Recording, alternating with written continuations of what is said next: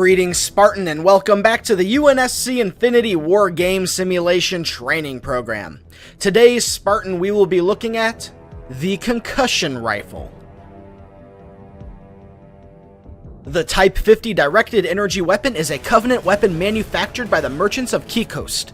This rare weapon was only encountered in heavy numbers during the Fall of Reach, but it seems to be used more commonly by the Covenant sect that we battled on Requiem.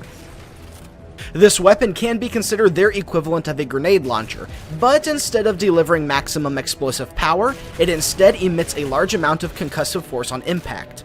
It is designed to disorient and suppress enemy infantry while also being capable of causing damage to equipment.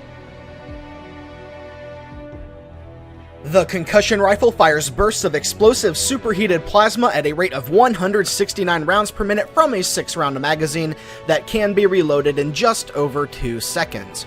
It also has a pretty decent red reticle range of 22.98 meters.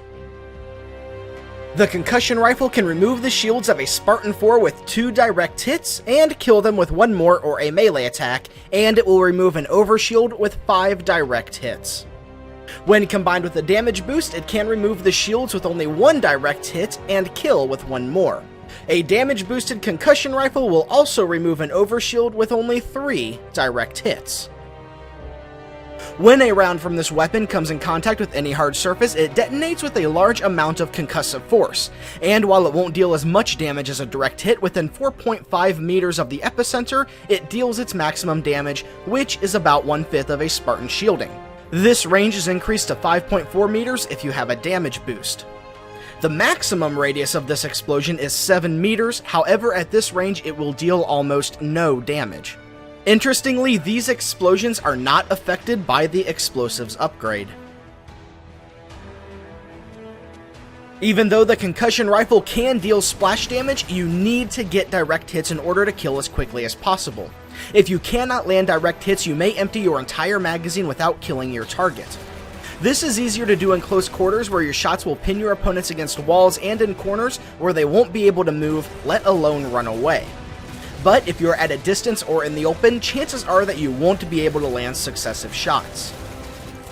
This means that the Concussion Rifle is best used as a close-range weapon. In close quarters combat, you can easily overwhelm your victim with a surprising amount of damage, and even if you miss 1 shot, you are likely to force them against a wall or another obstacle.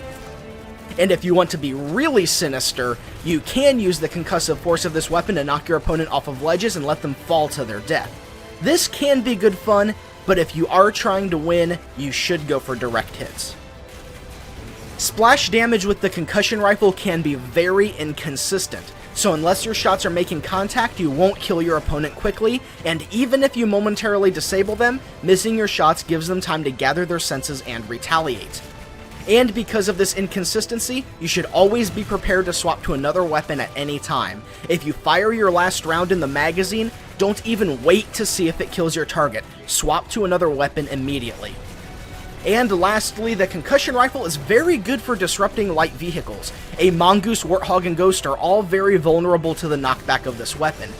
But you will deal very little damage. Even a Ghost can survive multiple direct hits. So at the most, you'll end up overturning a vehicle rather than destroying it. This will immediately jettison any passengers, who will then make it a point to take you out.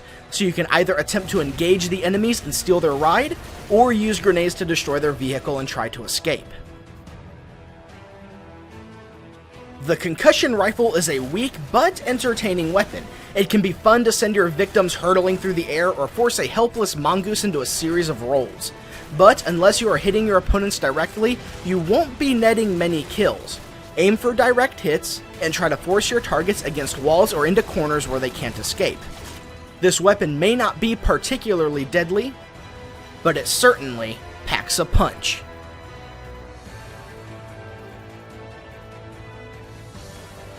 Thank you for watching this episode of my Halo 4 Weapon Guides. If you enjoyed it, please have a look at my other videos and be sure to stay tuned for more to come.